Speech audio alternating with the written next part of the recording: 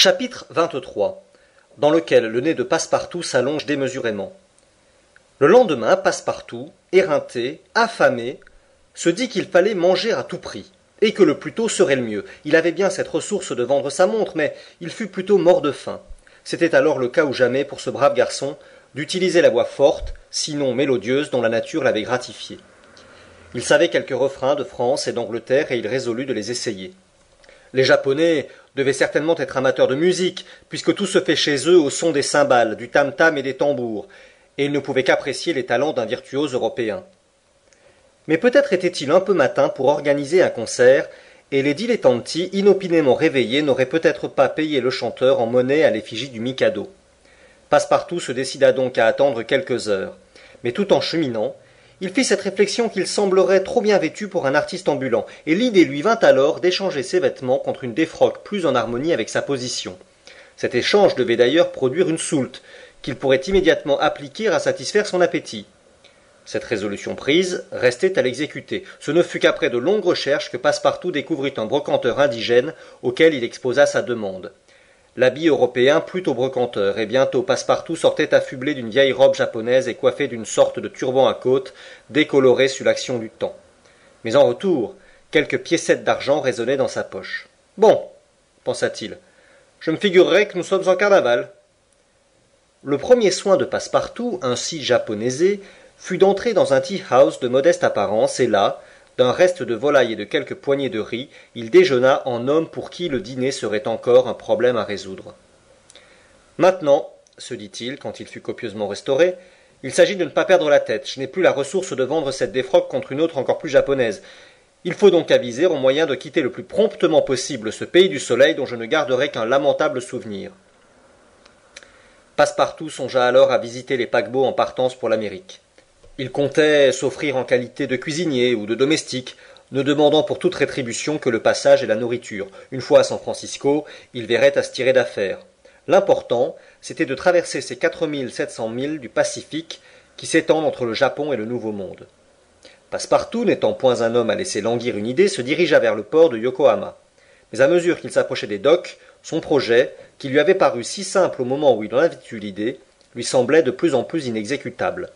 Pourquoi aurait-on besoin d'un cuisinier ou d'un domestique à bord d'un paquebot américain? Et quelle confiance inspirerait-il affublé de la sorte? Quelles recommandations faire valoir? Quelles références indiquer? Comme il réfléchissait ainsi, ses regards tombèrent sur une immense affiche qu'une sorte de clown promenait dans les rues de Yokohama. Cette affiche était ainsi libellée en anglais. Troupe japonaise acrobatique de l'honorable William Batulcar, dernière représentation, avant leur départ pour les États-Unis d'Amérique, des longs nez, sous l'invocation directe du dieu Tengu. Grande attraction! Les États-Unis d'Amérique? S'écria Passepartout. Voilà justement mon affaire! Il suivit l'homme affiche et à sa suite il rentra bientôt dans la ville japonaise. Un quart d'heure plus tard, il s'arrêtait devant une vaste case que couronnaient plusieurs faisceaux de banderoles et dont les parois extérieures représentaient sans perspective mais en couleurs violentes toute une bande de jongleurs. C'était l'établissement de l'honorable Batulcar, sorte de Barnum américain, directeur d'une troupe de saltimbanques, jongleurs, clowns, acrobates, équilibristes, gymnastes, qui, suivant l'affiche, donnait ses dernières représentations avant de quitter l'Empire du Soleil pour les États de l'Union. Passepartout entra sous un péristyle qui précédait la case et demanda M. Batulcar. M. Batulcar apparut en personne. « Que voulez-vous » dit-il à Passepartout, qu'il prit d'abord pour un indigène. « Avez-vous besoin d'un domestique » demanda Passepartout. « Un domestique » s'écria le Barnum en caressant l'épaisse barbiche grise qui foisonnait sous son menton. « J'en ai deux, obéissants, fidèles, qui ne m'ont jamais quitté et qui ne me servent pour rien, à condition que je les nourrisse. Et les voilà !» ajouta-t-il en montrant ses deux bras robustes sillonnés de veines grosses comme des cordes de contrebasse. « Ainsi je ne puis vous être bon à rien ?»« À rien. Diable. Ça m'aurait pourtant fort convenu de partir avec vous. »« Ah ça !» dit l'honorable Batulcar, « vous êtes japonais comme je suis un singe.